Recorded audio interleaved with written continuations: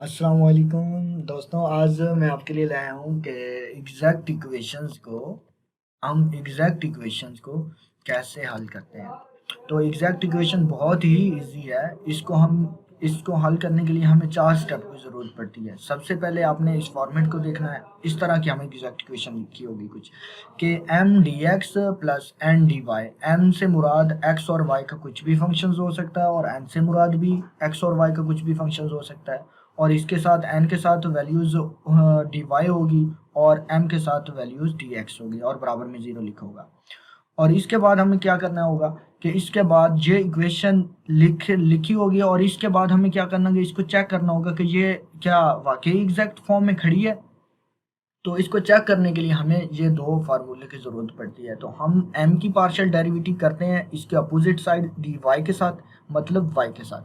और n की partial derivative करेंगे हमारे पास विद रिस्पेक्ट टू x के साथ।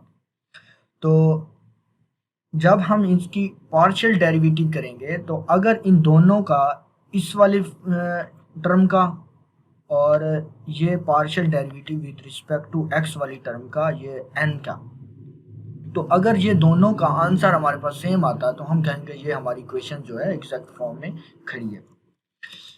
जब हमें ये दोनों सेम आ गया तो हमारा आंसर सेम आया तो हमें पता चल गया ये हमारी इक्वेशन एग्जैक्ट में है। तो इसके बाद हम क्या करेंगे, इसके बाद हमने एम का डेरिवेटिव लेना विद रिस्पेक्ट टू एक्स के साथ। जब एम का डेरिवेटिव लेंगे विद रिस्पेक्ट टू एक्स के साथ तो एम में तो एक्स भी होगा और वाई भी होगा।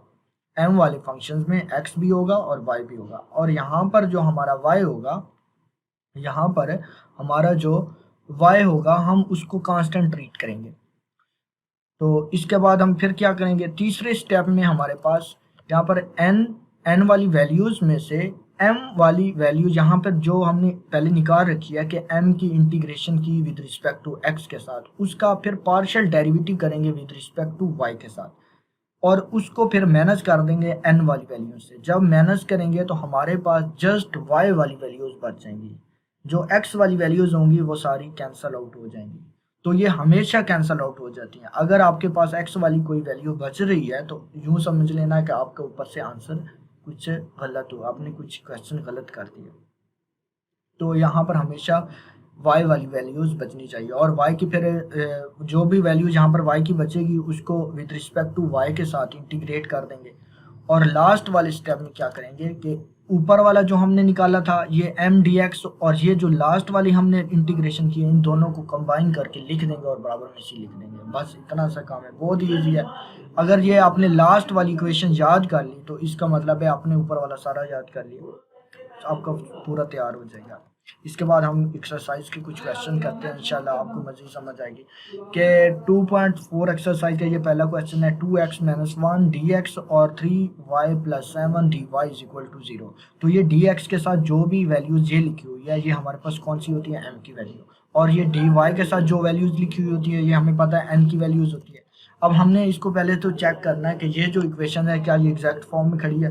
तो हमने पार्शियल डेरिवेटिव m का किया विद रिस्पेक्ट टू y के साथ और पार्शियल डेरिवेटिव n का किया विद रिस्पेक्ट टू x के साथ। तो इस वाली टर्म का हमारे पास, क्योंकि y की विद रिस्पेक्ट टू y के साथ डेरिवेटिव करेंगे तो यहाँ तो y है नहीं, इसका भी जवाब जीरो आ गया, कांस्टेंट ट्रीट किया हुआ, तो इसका भी जवाब जीरो आ गया। तो मतलब इस सारी टर्म का जवाब जीरो आ गया। इसके बाद इसकी हमने डेरिवेटिव किया इस वाली साइड को, तो इसको हमने इंटीग्रेट किया विद रिस्पेक्ट टू x के साथ। तो जब x के साथ हमने इंटीग्रेट किया तो 3y का हमारे पास भी ज़ीरो आ गया और 7 का भी ज़ीरो आ गया, क्योंकि हमारे पास विद रिस्पेक्ट टू x है। अब क्या हुआ कि ये हमारे पास दोनों का आंसर सेम आ गया, मतलब इस वाली टर्म का भी आंसर ज़ीरो आ गया और दूसरी वाली टर्म का भी आंसर ज़ीरो आ गया। तो हमें क्या पता चला कि ये हमारी इक्वेशन वाकई एग्जैक्ट फॉर्म में खड़ी है। तो इसके बाद हमने m को इंटीग्रेट करना विद रिस्पेक्ट टू x के साथ। तो m वाली वैल्यूज़ है हमारे पास 2x प्लस 1, इसको हमने इंटीग्रेट किया किसके साथ, विद रिस्पेक्ट टू x के साथ। तो यहाँ पावर रूल लगा, x की पावर में एक प्लस और वही पावर नीचे डिवाइड, ये 2 से कैंसिल हो गया और कांस्टेंट 1 की इंटीग्रेशन होती है x। तो ये 2 से कैंसिल होकर हमारे पास x square plus 1 plus x बच गया। इसके बाद सेकंड स्टेप में हमारा क्या था कि इसका हमने डेरिवेटिव करना है और इस वाली टर्म का डेरिवेटिव करना है और इसको n वाली टर्म से माइनस कर देना है। तो एन की कीमत हमारे पास 3y+7 है, तो ये ऑलरेडी नीचे आ गई, ये दरमियान में नेगेटिव वाला साइन आ गया, ये पार्शियल ओवर पार्शियल y आ गया, और साथ ये m का जो हमने ऊपर निकाल रखा है ये वाली वैल्यूज, इसकी वैल्यूज हमने यहाँ पर दर्ज कर दी। अब क्योंकि हमने इसको विद रिस्पेक्ट टू y के साथ करना है, तो ये तो दोनों कांस्टेंट है, तो डेरिवेटिव कांस्टेंट का डेरिवेटिव 0 होता है, तो इन दोनों का हमारे पास जवाब 0 आ गया। तो ये हमारे पास, इसको अब इंटीग्रेट करेंगे तो जस्ट ये वाली टर्म बची, अब इसको इंटीग्रेट करेंगे तो y का स्क्वायर ओवर 2 और 7 की इंटीग्रेशन हो जाएगी 7y। अब लास्ट वाले स्टेप में हमने क्या करना है, लास्ट वाले स्टेप में सॉल्यूशंस ऑफ इक्वेशंस, इन दोनों को हमने कंबाइन करके लिख लेना। तो पहले हमारे पास m वाली टर्म का आंसर ये आया था, ये वाला, और इस वाली टर्म का आंसर हमारे पास ये आया था, और उसके बाद मैंने कहा था कि बराबर में c लिख देना है, तो इसकी वजह से ये हमने बराबर में c भी लिख दिया।